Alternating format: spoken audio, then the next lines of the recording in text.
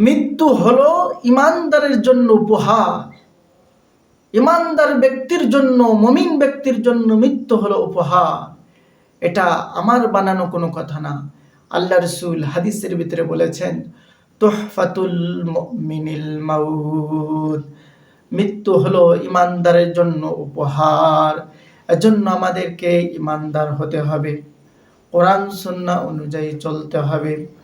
যদি কোরআন সুন্নাহ অনুযায়ী না চলি, তাহলে মৃত্যুর পরে আমাদের জন্য অশান্তি এবং শাস্তি, যন্ত্রণাদায়ক আযাব অপেক্ষা করছে। বিপদের সম্মুখীন হতে হবে, এমনকি আপনার অঙ্গ প্রত্যঙ্গ পর্যন্ত আপনার জানের দুশ্মন হয়ে যাবে।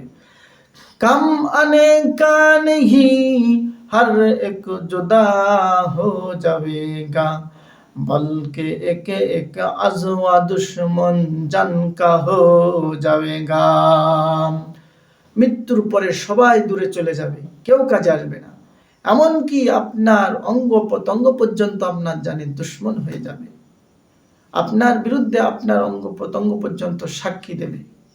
পবিত্র কোরআনের কথা কিন্তু এটা। আল্লাহ বলেছেন, আল-ইয়াওমা নাখতিমু আলা আফওয়াহিহিম ওয়া তুকাল্লিমুনা আইদিহিম ওয়া তাশহাদু আরজুলুহুম বিমা কানু ইয়াকসিবুন। আপনার হাতে আপনার বিরুদ্ধে সাক্ষী দেবে, আপনার অঙ্গ প্রত্যঙ্গ আপনার বিরুদ্ধে সাক্ষী দেবে, আপনি যদি কোরআন সুন্নাহ অনুযায়ী না চলেন। কোরআন সুন্নাহ অনুযায়ী চললে দুনিয়াতে শান্তি, পরকালেও শান্তি। দুনিয়াতে সুখ শান্তির জন্য লাগে টাকা।